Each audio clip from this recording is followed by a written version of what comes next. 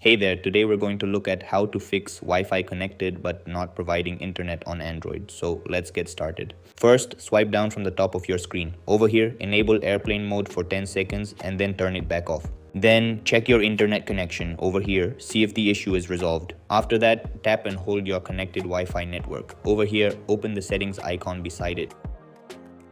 Then tap on the edit or pencil icon at the top right. After that, open advanced options. Over here, find IP settings and change it to static. Then scroll down and locate DNS1 and DNS2. Over here, set DNS1 to 8888 and DNS2 to 8844.